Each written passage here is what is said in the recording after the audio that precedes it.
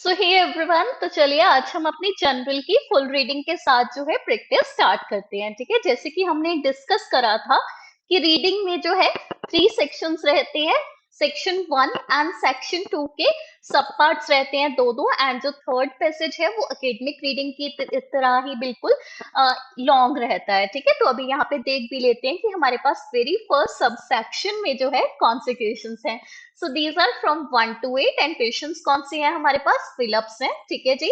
And what we have to do over here is हमें fill ups instructions क्या follow करनी है? नो मोर देन 3 वर्ड्स, यानी कि 3 वर्ड से ज्यादा नहीं होना चाहिए। तो क्या 1 वर्ड हो सकता है? यस, हो सकता है, क्योंकि 3 से कम है ना।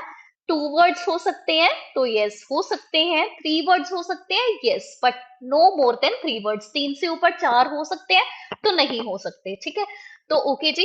विदाउट वेस्टिंग एनी टाइम करना स्टार्ट करते हैं रीडिंग को। तो फिलअप्स हम कैसे करते हैं जनरली?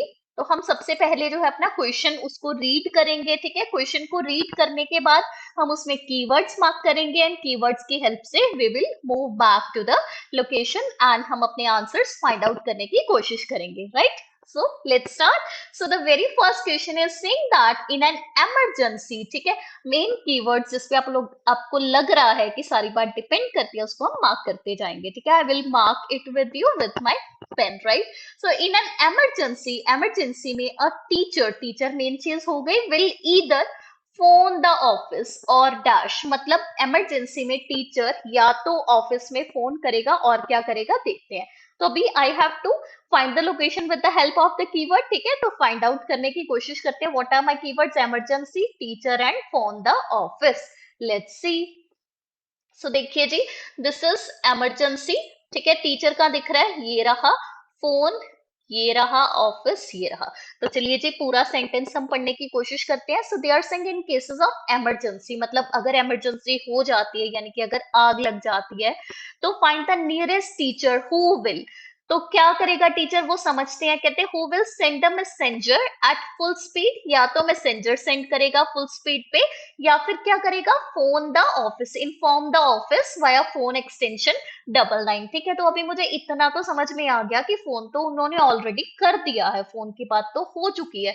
तो मुझे क्या बताना और क्या करे? तो मतलब यहां से आंसर आएगा, क्योंकि ये वाला पार्ट तो हमने ऑलरेडी क्वेश्चन में लिखा हुआ देख लिया है। ठीक है, तो 3 वर्ड्स में आंसर है, तो क्या आएगा? Send a messenger. ठीक है, तो मेरा नंबर 1 क्वेश्चन का आंसर क्या आ गया? Send a messenger. So I hope आपको समझ में आया होगा। सेकेंड क्वेश्चन पे हम मूव करते हैं जी। सो let's C.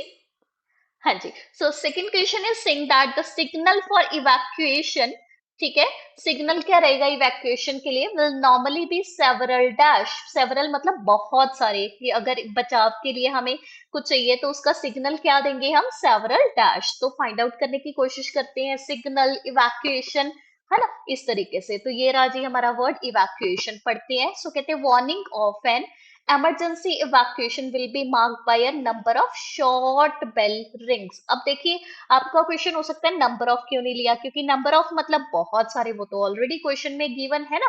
They are saying several, several मतलब भी बहुत सारे, तो क्या आ जाएगा आंसर? शॉर्ट बेल रिंग्स हमारा आ जाएगा, क्योंकि बाकी सारा जो पार्ट है वो ऑलरेडी गिवन था। तो यहां से हमारा answer is short bell rings. That's all. ठीक है जी, I hope it's easy and समझ में आ रहा है। ओके, नेक्स्ट पे चलते हैं। Third question. तो if possible students should leave the building by the dash, अगर पॉसिबल हो तो स्टूडेंट्स को अपनी बिल्डिंग लीव कर देनी चाहिए। कैसे लीव कर देनी चाहिए वो हम समझते हैं। ठीक है, तो अभी इसमें कीवर्ड्स क्या क्या हो गए हमारे? स्टूडेंट्स हो गया, ठीक है, बिल्डिंग हो गया, एंड शुड। ठीक है, बाय द यानी किस रास्ते से, क्या करना चाहिए, किसके द्वारा। सो लेट्स अंडरस्टैंड। ठीक है जी, तो अभी यहाँ पे देखिए ये रहा हमारा स्टूडेंट्स, बट यहाँ पे कोई भी बिल्डिंग लीव करने की बात नहीं है। तो ये रहा जी, they are saying premises. Premises भी क्या होता है? ऑफिस की बिल्डिंग की तो होती है, ऑफिस के अंदर का एरिया, है ना। तो दे शुड वेकेट, वेकेट मतलब खाली कर देना, लीव कर देना। कैसे करें? अब तरीका बताना ना, bye using the nearest staircase. So this is what the question was asking.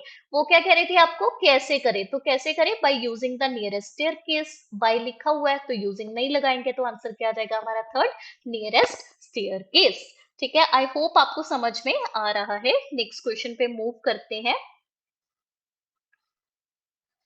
Yes, so this is our next question. They then का मतलब क्या होता है? उसके बाद वो क्या करेंगे? Walk quickly to the dash. अब टू कहाँ पे लगता है?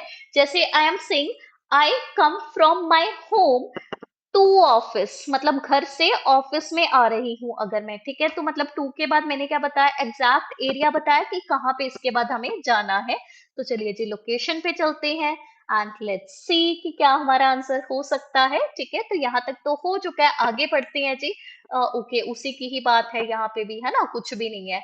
Okay, so let's read each class under the teacher supervision will move in a brisk orderly fashion to, आ गया जी टू। कहाँ जाए? paved quadrangle area, that's all। ठीक है, टू मतलब कहाँ को जाए? तो paved quadrangle area। ये क्या हो गया मेरा? ये मेरा आंसर हो गया क्वेश्चन नंबर 4 का। ठीक है जी, नेक्स्ट क्वेश्चन पे चलते हैं।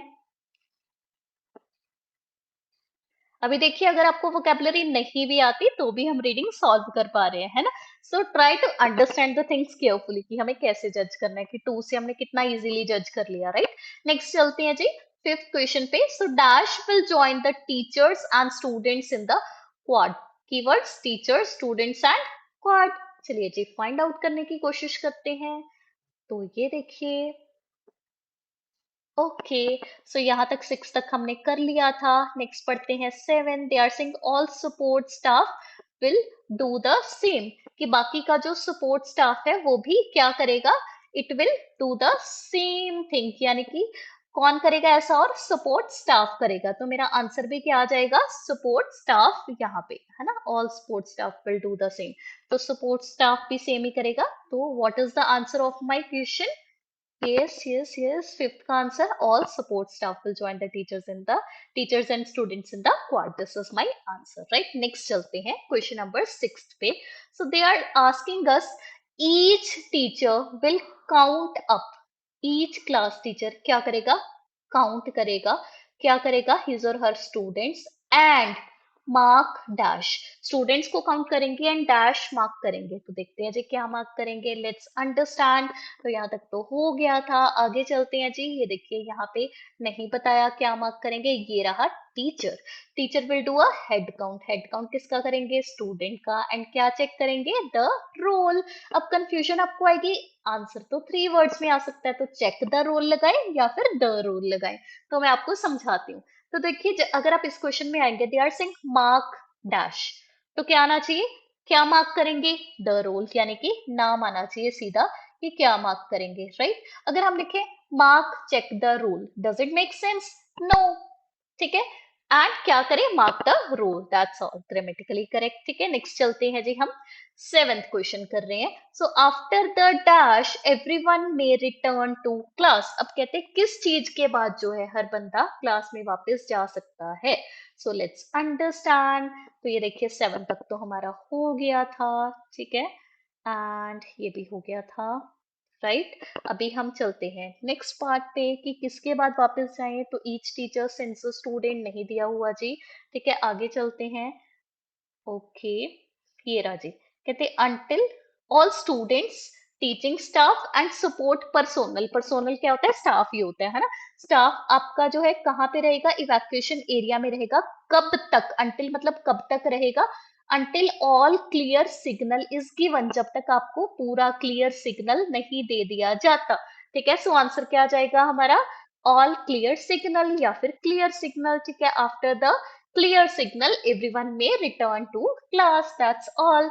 नेक्स्ट क्वेश्चन पे चलते हैं जी एट्थ में। So they are saying if there is an emergency. कब है इमरजेंसी? लंच टाइम में। तो स्टूडेंट्स क्या करेंगे? गैदर करेंगे क्वाड में in dash and wait for their teachers. So the main keyword emergency तो हेडिंग में है, तो मुझे ढूंढने की जरूरत नहीं है। स्टूडेंट्स कई बार आ गया तो नहीं ढूंढते, है ना। क्वाड भी कई बार आ गया तो नहीं ढूंढते। Main keyword is lunch time, जो डिफरेंट मिला। Let's try to find it out. ये राजी लंच। ठीक है, तो कहाँ पे इकट्ठे होंगे समझते हैं।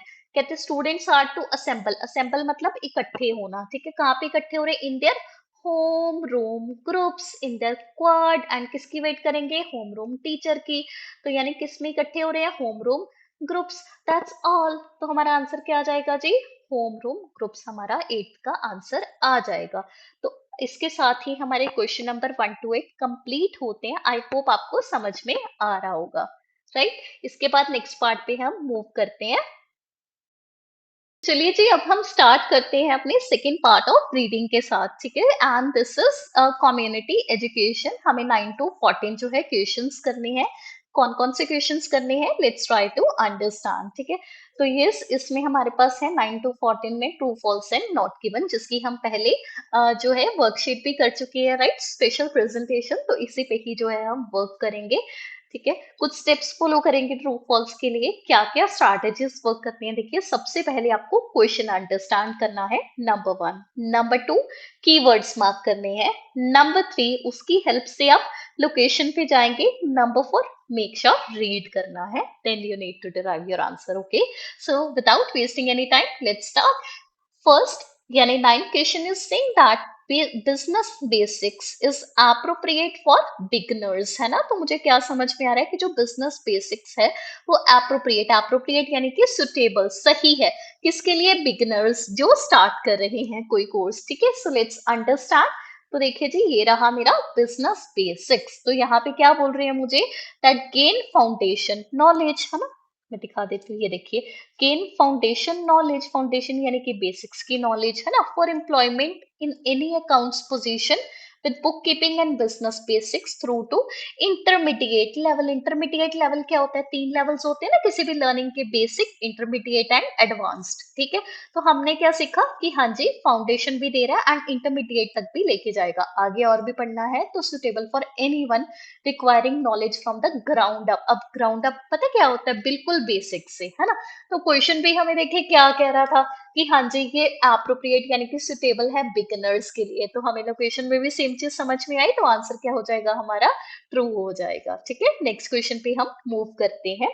सो नेक्स्ट देखिए जी, 10th क्वेश्चन में they are saying that book keeping has no practical component, मतलब इसमें कोई भी प्रैक्टिकल कंपोनेंट मतलब हिस्सा, कोई प्रैक्टिकल पार्ट नहीं है।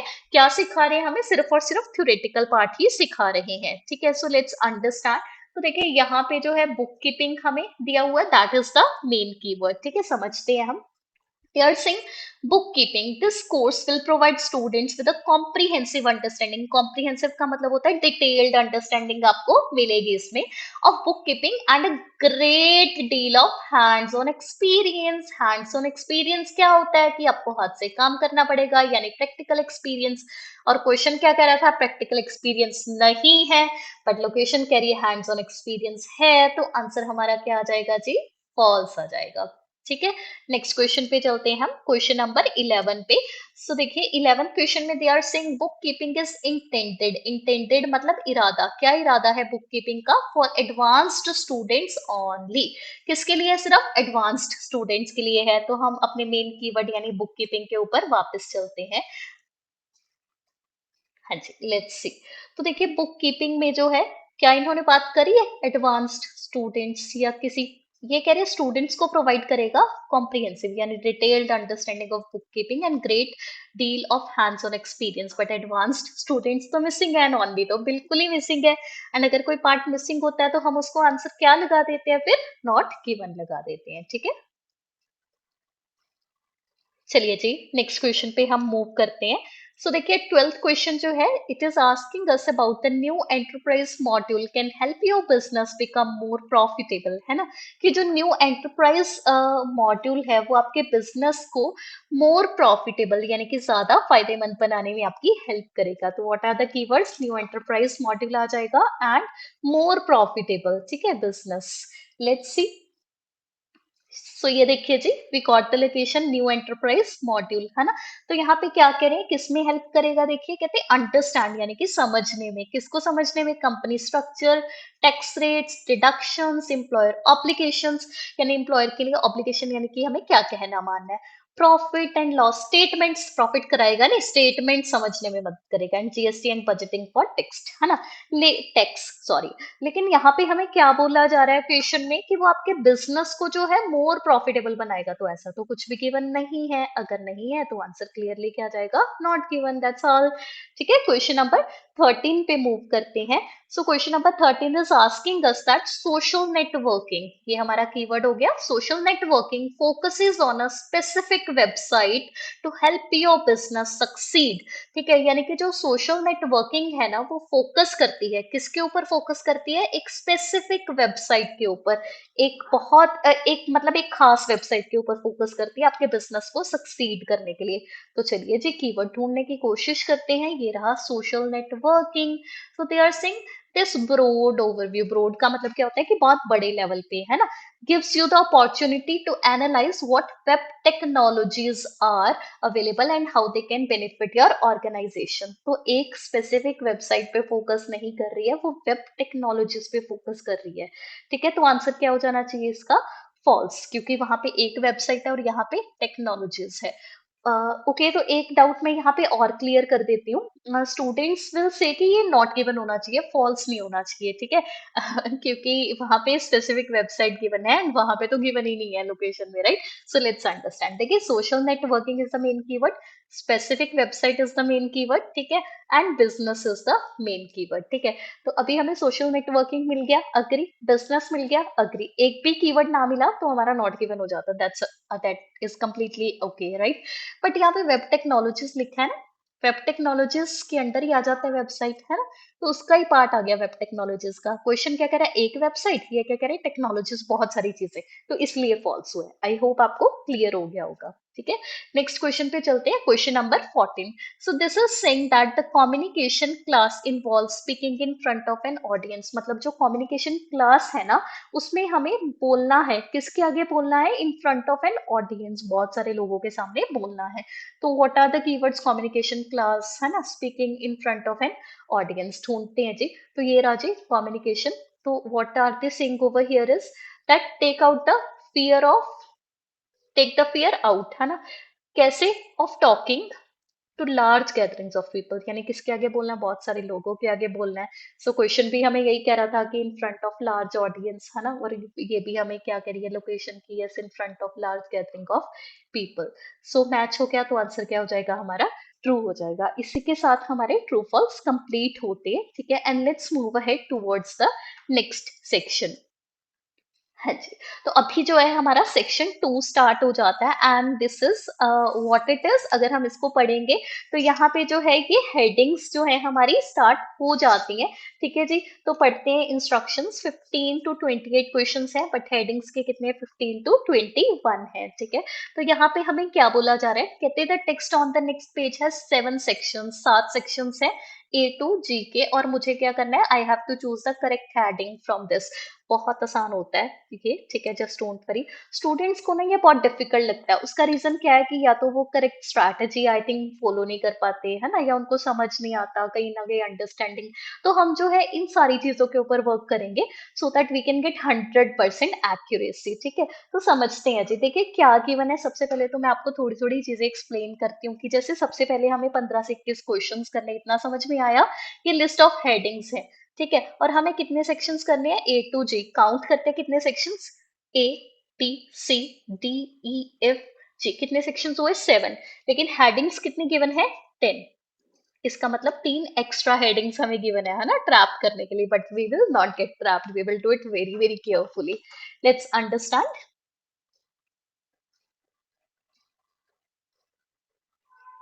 ओके, सो अभी देखिए यहाँ पे समझिए, 15 क्वेश्चन, ठीक है। सेक्शन ए में मुझे क्या करना है, I have to read the whole paragraph first, ठीक है। अभी मैं जो है कोई बहुत लाइक टिप्स टेक्निक्स में नहीं जा रही, मैं अंडरस्टैंडिंग से वर्क करूंगी ताकि 100% एक्यूरेसी आए आपकी, ठीक है। तो ए पैराग्राफ देखिए, यहाँ पे सबसे पहले हेडिंग पढ़ लेते हैं, they are saying beneficial work practices for the keyboard operator, है ना। फायदेमंद वर्क प्रैक्टिसेस किसके लिए, कीबोर्ड ऑपरेटर के लिए, यानी कि जो कीबोर्ड को ऑपरेट करता है, ठीक है। तो ए पैराग्राफ रीड करते हैं। they are saying sensible work practices are an important factor। sensible यानी कि लॉजिकल, जिसमें सेंस बन रही हो, कोई पागलों वाली प्रैक्टिसेस नहीं, ठीक है।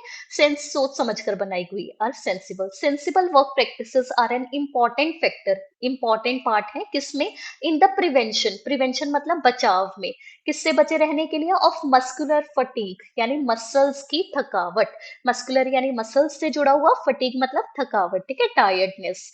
यानी कि सेंसिबल अगर हम वर्क प्रैक्टिस करेंगे तो उससे हमारी जो मस्कुलर फटीग है वो नहीं होगा, डिस्कम्फर्ट और pain in the arms, next, hands और बैक और आई स्ट्रेन, है ना, ना हमें कोई पेन वगैरह होगा, which can be associated. Associated का मतलब होता है जुड़े होना। अब देखिए कॉपी पेन लेके बैठिए, जो वर्ड्स आपको नहीं पता, जो डिफिकल्ट लग रहे हैं उसको लिखते जाइए, सो दैट कि आपको आइल्स फर्स्ट अटेम्प्ट में क्लियर करना है ना, then you have to do this, right. Okay, so देखो दे आर सेइंग दैट, किस किस की बात कर रहे हैं, arm pain, neck pain, hands, back pain, है ना, आई स्ट्रेन, जो रेगुलर काम के साथ जुड़ा हुआ हो सकता है, तो उसके लिए हम क्या करें, सेंसिबल वर्क प्रैक्टिसेस करें। लेकिन किसकी बात कर रहे हैं मेन को, ये देखिए, प्रॉब्लम्स, है ना, मस्कुलर पेन। अभी देखिए मुझे नहीं पता इसका हेडिंग क्या है, मुझे ये समझ आया कि पेन वगैरह या डिस्कम्फर्ट की बात कर रहे हैं।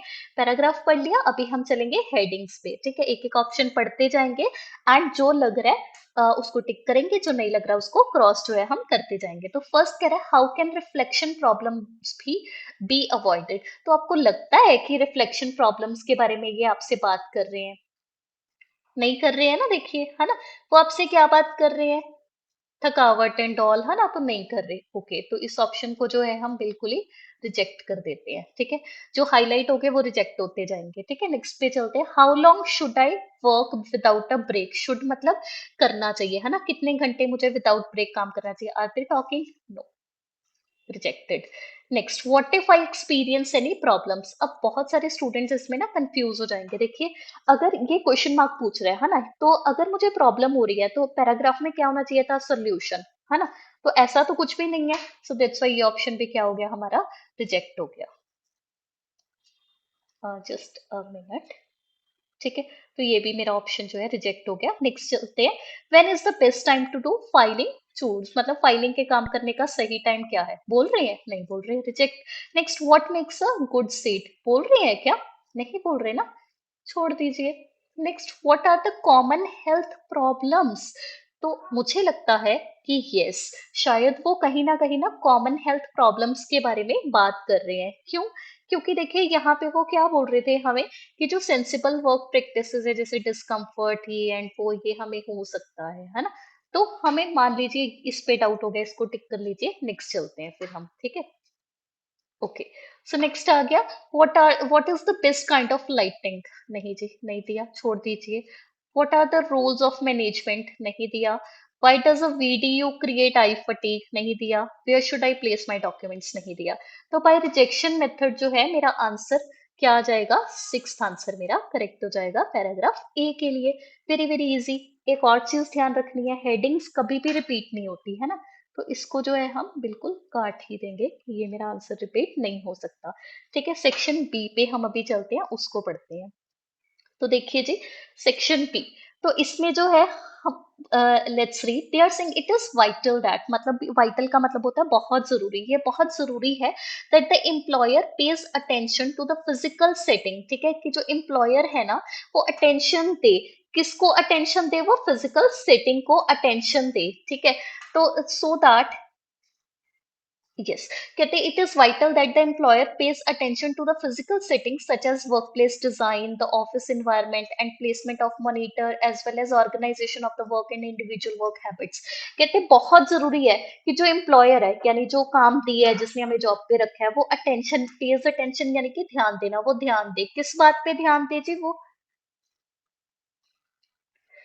किस बात पे ध्यान दे, वो कि फिजिकल सेटिंग कैसी है, यानी कि वर्क प्लेस का डिजाइन कैसा है, ऑफिस का एनवायरनमेंट कैसा है, मॉनिटर्स की प्लेसमेंट, प्लेसमेंट यानी कैसे कैसे रखा हुआ है उसको, एंड ऑर्गेनाइजेशन में वर्क एंड इंडिविजुअल की वर्क हैबिट्स क्या क्या है, उस सब चीजों का आप ध्यान दीजिए। And operators must be able to recognise work related health problems and be given the opportunities to participate in the management of those. उनको पता चलना चाहिए, जैसे मान लीजिए मैं मैनेजर हूँ, तो मुझे पता होना चाहिए कि इससे जो है प्रॉब्लम हो सकती है किसी एम्प्लॉय को, तो मैं इसको पहले ही हटा दूं इस चीज को, ठीक है। तो operators should take note of and follow the preventive measures outline below. Preventive का मतलब क्या होता है कि बचाव के जो है मेजर्स पहले ही ले ले, ठीक है। अब मैं आपको एक चीज बताती हूँ, हेडिंग पता क्या होती है, जिसके बारे में बार बार बात हो रही होती है, राइट, होल पैराग्राफ में। तो मुझे बेसिकली क्या समझ में आया कि जो एम्प्लॉयर है ना उसको पहले ही पता होना चाहिए कि मैंने क्या करना है, कैसे बचाना है और क्या स्टेप्स लेने हैं, ताकि ऐसा कुछ ना हो, ठीक है। ऑप्शंस पे चलते हैं, देखिए सिक्स तो हमारा पहले ही रिजेक्ट हो चुके हैं क्योंकि फर्स्ट का आ गया। ठीक है, फर्स्ट से पढ़ना स्टार्ट करते हैं। How can reflection problem be avoided? नहीं जी, रिफ्लेक्शन की बात नहीं है, ये तो कुछ एम्प्लॉयर की बात कर रहे हैं, है ना। How long should I work without a break? गलत हो गया जी, ब्रेक की बात नहीं कर रही। What if I experience any problem? फिर तो ये बताएंगे ना कि आप ऐसा करो, यू शुड सजेशन देंगे, तो ऐसा कुछ भी नहीं है। When is the best time? ये भी नहीं बताया। Time, what makes a good seat? नहीं बताया। Next, what is the best kind of lightning? हो सकता है, नहीं हो सकता लाइटिंग का, है ना। What are the roles of management and workers? मुझे लग रहे हैं कि ये शायद मैनेजमेंट यानी एम्प्लॉयर की बात कर रहे हैं। प्रिवेंटिव मेजर्स ऑपरेटर्स को लेने थे, काम करने वालों को तो शायद, है ना। पर फिर भी आगे बढ़ते हैं। तो why does a VDU create eye fatigue? आंखों की थकावट क्यों होती है? नहीं पता जी। Where should I place the documents? नहीं है जी। So by rejection method answer क्या आ जाएगा? What are the rules of the management? ठीक है जी, ये मेरा बी पैराग्राफ का आंसर आ गया। तो अभी कौन कौन से रिजेक्ट हो गए जी? ये वाला रिजेक्टेड है एंड ये वाला रिजेक्टेड है। अभी हम चलते हैं नेक्स्ट क्वेश्चन पे, यानी कि सी पैराग्राफ पे। ठीक है, तो सी पैराग्राफ में क्या बोल रहे हैं? कहते हैं जो टाइपिस्ट है, the typist must be comfortably accommodated in a chair. मतलब इतना टाइपिस्ट जो है उसको अच्छे तरीके से कंफर्टेबल चेयर पे अकोमोडेट यानी जगह देनी चाहिए, बिठा देना चाहिए। That is adjustable for height. ठीक है, जो जो एडजस्ट हो सकती है। अब जैसे कि जो मेरी चेयर है उसको अप डाउन कर सकते हैं, है ना, तो एडजस्टेबल चेयर्स बोलते हैं इनको, राइट। तो height with back rest, that is also easily adjustable both for angle and height, है ना। बैक रेस्ट भी हो, हाइट भी एडजस्ट हो जाए, सब कुछ होना चाहिए। The back rest and sitting ledge with a curved edge should preferably be cloth covered to avoid excessive perspiration, यानी कि पसीना ना आए बहुत ज्यादा, तो इसलिए हम क्या करें, इसको कपड़े से कवर कर देना चाहिए, सो दैट कि बेटर सिटिंग प्लान हो सके। ठीक है, तो यस, एक्सेसिव का मतलब होता है बहुत ज्यादा, पर्सपिरेशन का मतलब होता है पसीना। ठीक है, चलिए जी, ऑप्शंस पे हम मूव करते हैं। सो हाँ जी, फर्स्ट कह रहा है रिफ्लेक्शन प्रॉब्लम्स। नहीं हो सकता, है ना, हमने डिस्कस कर लिया था। रिफ्लेक्शन क्या होता है? जैसे स्पेक्स में मान लीजिए आगे से लाइट आ रही है, तो रिफ्लेक्ट होके, या फिर पीछे बोर्ड है ना, तो यहाँ पे आपको पर्टिकुलर लाइट दिखाई दे रही है किसी कॉर्नर में, तो रिफ्लेक्ट होके कई बार आपकी आंखों में जाती है ना, आपको दिखाई नहीं देता, तो वो चीज नहीं है। How long should I work? नहीं जी, ऐसा भी कुछ नहीं बोला उन्होंने। क्या बोला है कि आपकी सीट कैसी होनी चाहिए, है ना, चेयर कैसी होनी चाहिए। तो एनी प्रॉब्लम के बारे में भी नहीं, बेस्ट टाइम के बारे में भी नहीं। तो मुझे क्या लग रहा है कि ये मेरा सही आंसर है। कोई बात नहीं, फिर भी बाकी ऑप्शंस पढ़ते हैं। So next is, what is the best kind of lighting? No. Why does a video create eye fatigue? Documents? No. तो मेरा ऑप्शन कौन सा आंसर आ जाएगा? Fifth, what makes a good seat, C का आंसर। आई होप समझ में आ रहा है। नेक्स्ट पे चलते हैं। कौन कौन सा रिजेक्ट हो गया जी? Sixth reject, fifth reject and eighth reject. ठीक है, अभी किस पे जाना है हमें? सेक्शन डी पे जाना है, पढ़ते हैं जी, चलिए। हाँ जी, सो दे आर सिंक, ये वाला पढ़ रहे हैं। When the keyboard operator is working from a paper file और मेन्यूस्क्रिप्ट, है ना, जो कीबोर्ड ऑपरेटर है या तो पेपर की फाइल से काम कर रहा है, या मेन्यूस्क्रिप्ट यानी कि हैंड रिटन से काम कर रहा है, it should be at the same distance from the eyes as the screen. मतलब अगर चाहे मैं स्क्रीन से पढ़ रही हूँ, चाहे मैं पेपर से पढ़ रही हूँ, वो मेरी आंखों से उतना ही जो है दूर होना चाहिए। द मोस्ट कन्वीनियंट, यानी सबसे सही जो पोजीशन है, can be found by using some sort of holder. ठीक है, मतलब आप एक होल्डर यूज कर लीजिए, मतलब कोई स्टैंड यूज कर लीजिए, उसमें पेपर या स्क्रीन कुछ भी रखिए आप। Individual arrangement will vary according to, ठीक है, वेरी मतलब अलग अलग होगा इंडिविजुअल अरेंजमेंट। ठीक है, according to whether the operator spends more time looking at the video. Video क्या होता है? विजुअल डिस्प्ले यूनिट, जैसे लैपटॉप या कुछ की एग्जाम्पल आप समझ सकते हैं अभी के लिए। और the paper, whichever the eyes are focused for the majority of the time should be put directly in front of the operator। मतलब जैसे मान लीजिए मेरा काम है, लैपटॉप से काम है, लैपटॉप से आपको पढ़ाना है, तो ये कैसे होना चाहिए? आइज के बिल्कुल फ्रंट में पड़ा होना चाहिए, सो दैट की बेटर पोजीशन इसकी हो सके। एंड और क्या समझा कि चाहे पेपर से पढ़ रहे हो, चाहे आप हैंड रिटन से पढ़ रहे हो, चाहे आप लैपटॉप से पढ़ रहे हो, वो उतना ही दूर होना चाहिए। ठीक है, ऑप्शंस पे चलते हैं। Take your time, you may pause the video. Any guesses? Help कर देती हूँ। आपका फिफ्थ रिजेक्ट हो गया था, आपका सिक्स्थ रिजेक्ट हो गया था एंड आपका एट्थ भी रिजेक्ट हो गया था। Exactly, so tenth would be the right answer. Where should I place the documents? कहाँ पे मुझे डॉक्यूमेंट्स रखने चाहिए? ठीक है, सो इसी के साथ जो है हमारा टेंथ ऑप्शन भी रिजेक्ट हो गया नेक्स्ट के लिए। ठीक है, अभी हम नेक्स्ट क्वेश्चन करते हैं, that is section E, question number 19। चलिए जी, पढ़ते हैं। Let's move towards the E paragraph. So they are saying that while keying, है ना, keys का यूज करते हुए it is advisable to have frequent but short pauses, है ना, कि जब आप इसका यूज कर रहे हैं देन आप फ्रीक्वेंट यानी कि लगातार पॉजेस लेते रहिए, ब्रेक्स लेते रहिए, पर छोटी छोटी सी ब्रेक्स लेते रहिए, ठीक है। उसके बाद of around 30 to 60 seconds to proof read. Proof read मतलब जो लिख लिया है उसको एक बार हमें पढ़ने की भी जरूरत होती है, ठीक है। When doing this relax your hands, क्योंकि जब आप टाइपिंग कर रहे हैं या कीज को यूज कर रहे हैं, जब आप प्रूफ रीड करेंगे you have to use your eyes, right, and then you can relax your hands. After you have been keying for 60 minutes, you should have 10-minute change of activity. During this spell, it is very important you do not remain seated but stand up or walk around. This period could be profitably used to do filing or collect and deliver documents. यानी कि वो ये हमें बता रहे हैं कि अगर आप टाइपिंग कर रहे हैं या कीइंग यानी कि कीज का यूज कर रहे हैं, then it is very important कि आप बीच बीच में ब्रेक्स लेते रहिए, चाहे कुछ सेकंड्स की। एंड जब 60 मिनट्स का ले लेंगे देन आप थोड़ी सी एक्टिविटी करिए, उठकर चलिए एंड ऑल, ये सब हमें बताया गया, ठीक है। मूव करते हैं हेडिंग्स की तरफ। हाँ जी।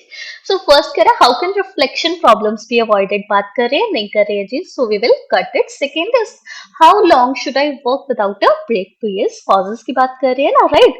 सो हो सकता है। नेक्स्ट चलते हैं, what if I experience any problems, problems की बात नहीं है तो मैंने ये रिजेक्ट कर दिया, ठीक है। Next, what when is the best time to do filing, source नहीं बोला, छोड़ दिया, ठीक है। लाइटिंग के बारे में भी नहीं है तो रिजेक्टेड, वीटीयू नहीं है तो ये भी रिजेक्टेड। तो फाइनली सेकंड जो है हमारा करेक्ट आंसर आ गया है। इस आई होप इट्स क्लियर, ठीक है। नेक्स्ट क्वेश्चन पे चलते हैं and now we are going to cover section F, ठीक है।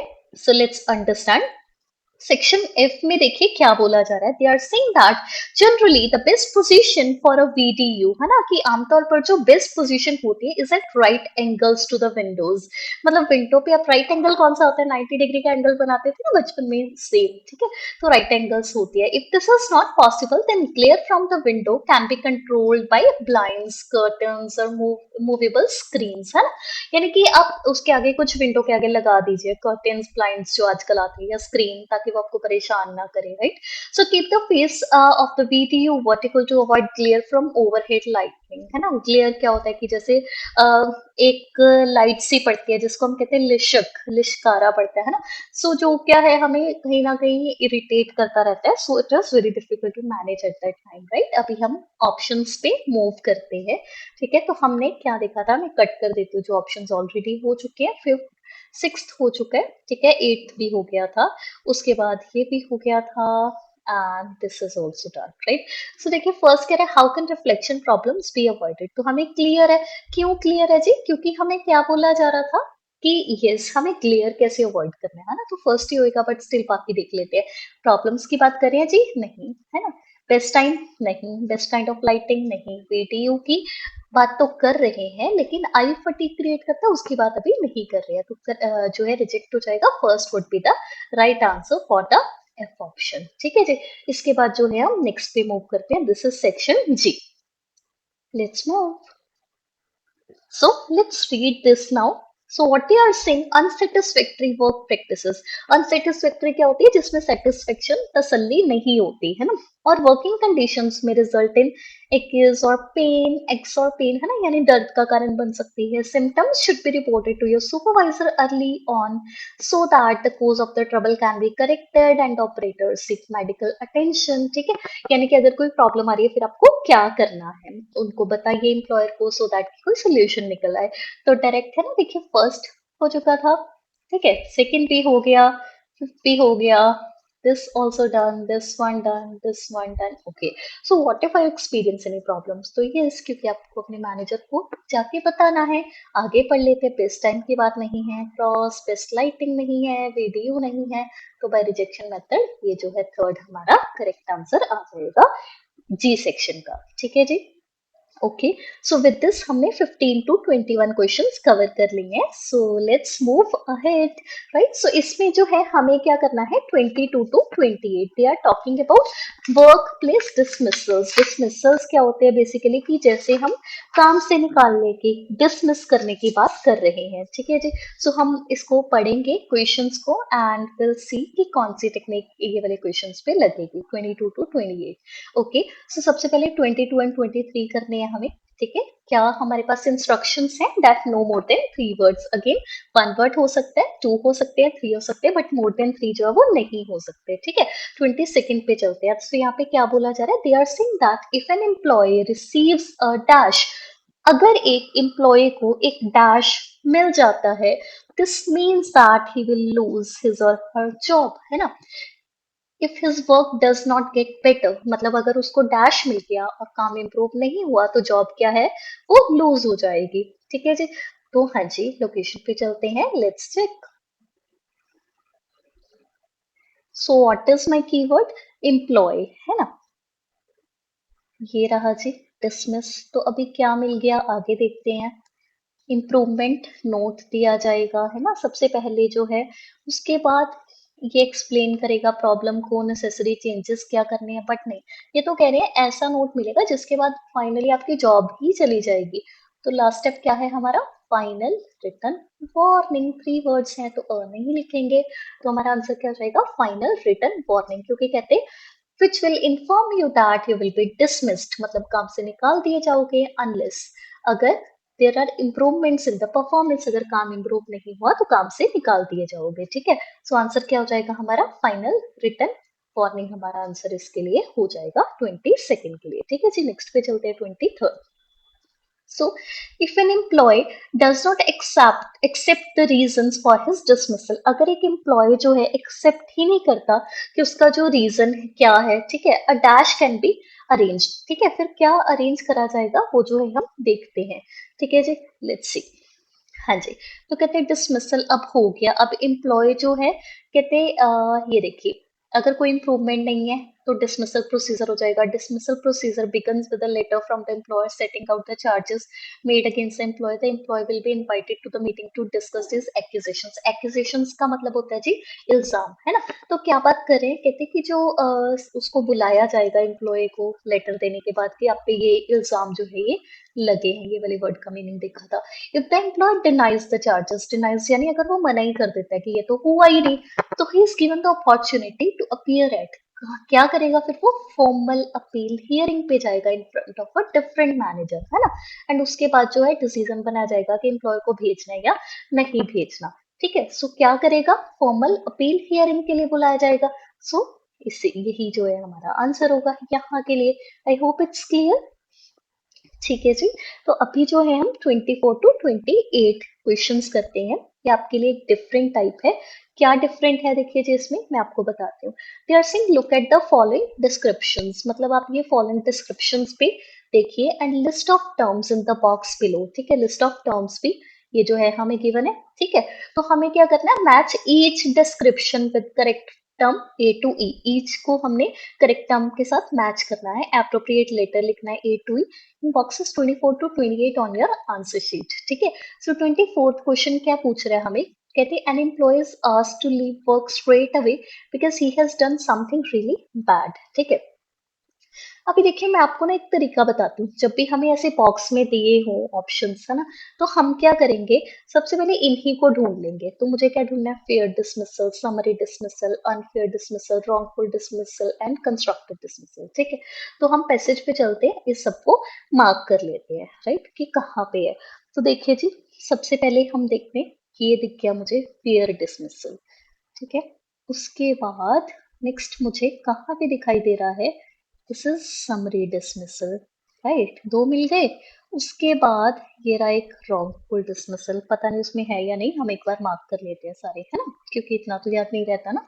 अनफेयर डिसमिसल ये रहा, एक आ गया कंस्ट्रक्टिव डिसमिसल, ठीक है। 5 ही थे हमारे पास, ठीक है जी। तो चलिए अभी वन बाय वन हम पढ़ना स्टार्ट करते हैं जी। Let's read it. तो सबसे पहले फेयर डिसमिसल का पढ़ लेते हैं। तो देखिए कब होता है, कहते हैं दिस काइंड ऑफ होता है। एंड फेयर डिसमिसल क्या होता है, लीगली एंड कॉन्ट्रैक्चुअली स्ट्रांग होता है, मतलब कॉन्ट्रैक्ट के बेसिस पे होता है, क्योंकि हमें ऑल नेसेसरी प्रोसीजर्स जो है फॉलो करने होते हैं। तो बेसिकली किसकी बात कर रहे हैं फेयर डिसमिसल में, ये कुछ लीगल होने की बात कर रहे हैं, ठीक है। तो ऑप्शंस पे चलते हैं हम, क्वेश्चंस पे सॉरी, ठीक है, वहां से मार्क करते हैं। तो देखिए यहाँ पे आपको कुछ लीगल कहाँ दिख रहा है या लॉ से related, so this is here.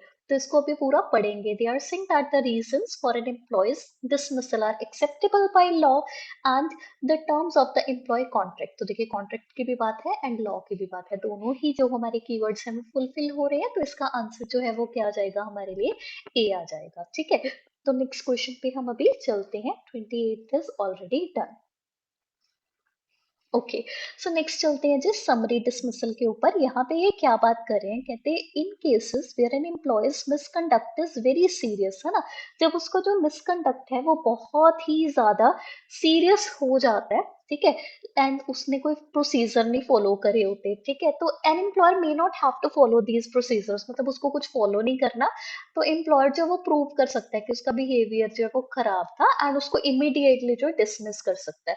तो इसको हम क्या कहते हैं, समरी डिसमिसल कहते हैं, ठीक है। पढ़ते हैं जी ऑप्शंस में जाके हम।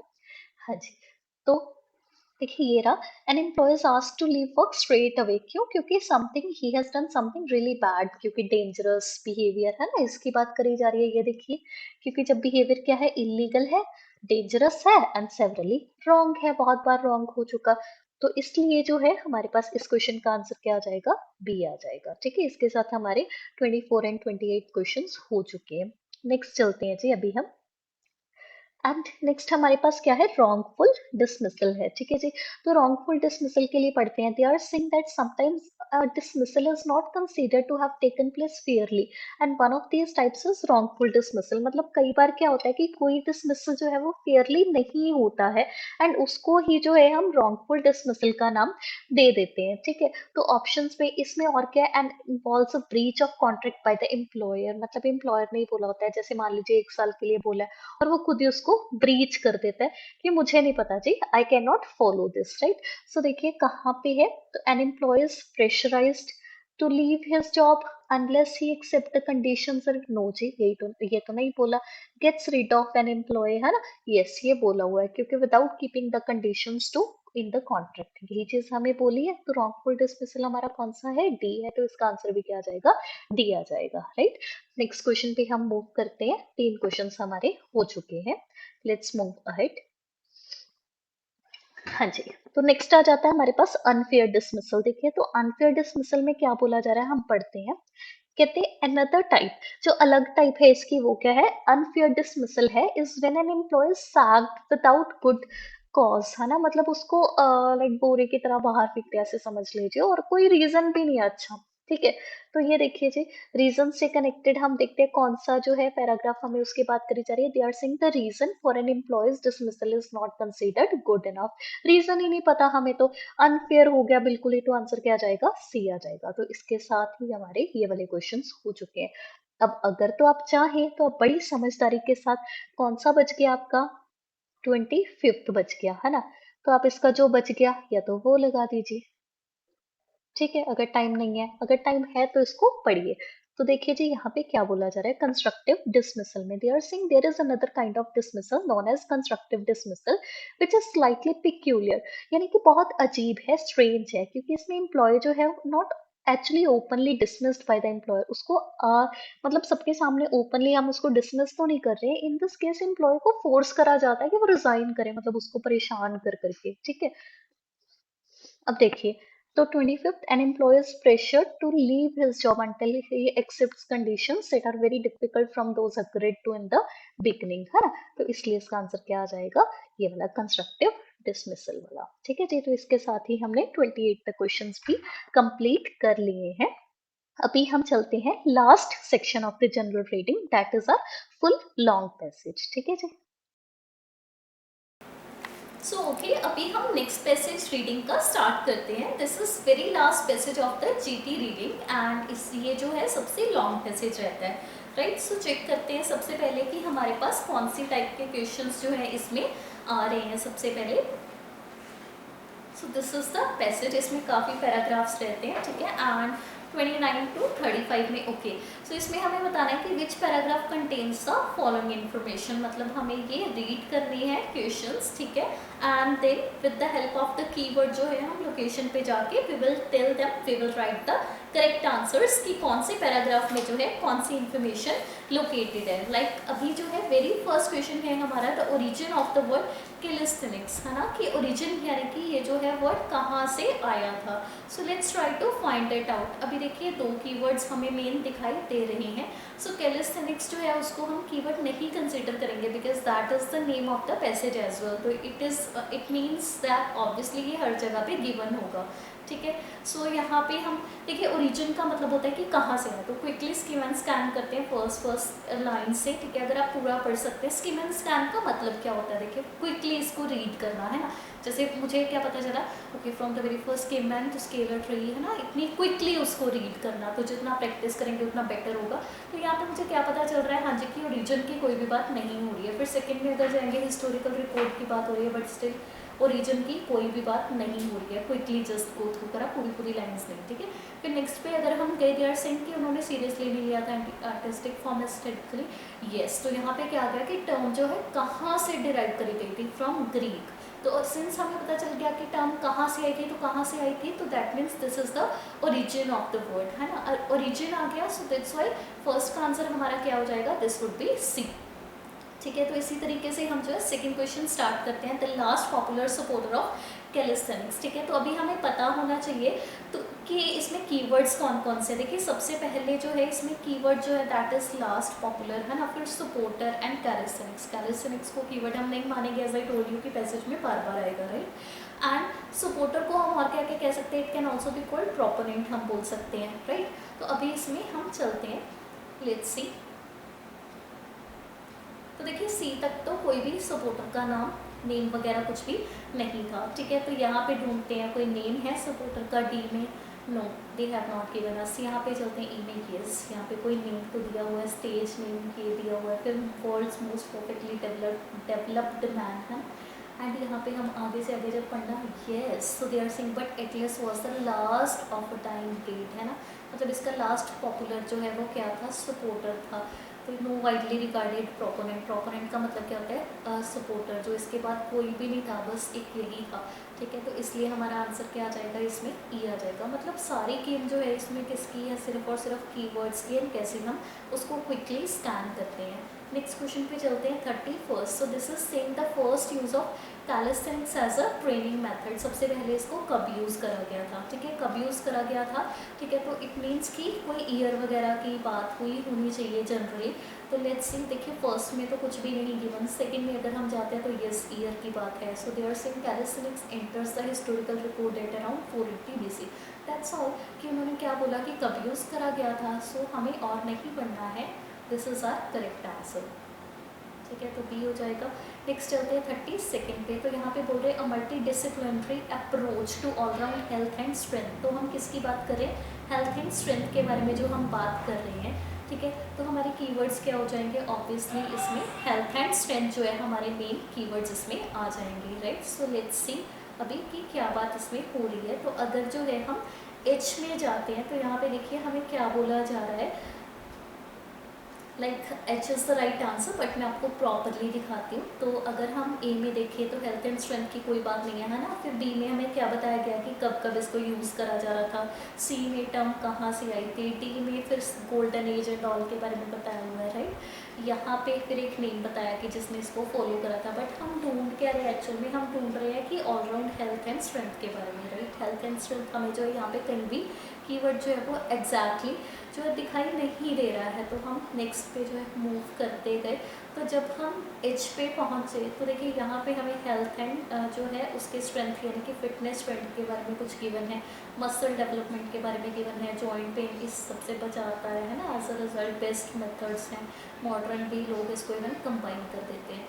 अब देखिए हेल्थ की भी बात है एंड स्ट्रेंथ की भी बात इसमें आ गई। तो डायरेक्टली हमारा जो आंसर है 32nd का वो हमारा क्या हो जाएगा, एच ही हो जाएगा, ठीक है। फिर नेक्स्ट क्वेश्चन पे चलते हैं हम 33rd। तो देखिए 33rd में हमें बोला जा रहा है reasons for the survival of calisthenics throughout the ages, ठीक है। इसके क्या क्या रीजंस है कि ये थ्रू आउट द एजेस जो है सर्वाइव कर गया है, ठीक है। तो इसको पढ़ना स्टार्ट करते हैं।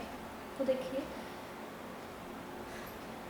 अब इसमें मेन क्या है कि रीजंस होने चाहिए, है ना, एंड कि क्यों सर्वाइव करके है वो उसके रिगार्डिंग होना चाहिए। तो अगर हम फर्स्ट में ही जाते हैं, they are saying from the very first caveman to scale a tree और दैट, कि ये जो ग्रीक जिम्नाजियम मतलब मॉडर्न से पहले से लेके ये मॉडर्न तक चल रहा है, राइट। तो इसमें हमें कुछ बताया जा रहा है, ठीक है। और किसके बारे में, एंटीओड एंड थ्रेड। एंटीओड का मतलब होता है कि टिक्का रहा, सर्वाइव करता रहा, एंड थ्रेड का मतलब होता है कि बड़ा फैला भी। तो इसका डायरेक्टली आंसर हमारे पास क्या आ जाएगा, ठीक है, ए आ जाएगा। तो ये सारे जो क्वेश्चंस हैं इस तरीके के हम जो है ऐसे शॉर्टकट से ही करने सीखेंगे ताकि हम इसको क्विकली कर पाएँ।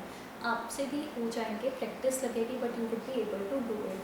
34th क्वेश्चन पे चलते हैं। They are saying the use of a medical substance to increase muscle mass and strength, है ना। तो अभी मेन कीवर्ड देखिए, मेडिकल सब्सटेंस कर सकते हैं या फिर मसल मास एंड हम स्ट्रेंथ को भी जो है फाइंड आउट करने की कोशिश कर सकते हैं। Let's try to do it.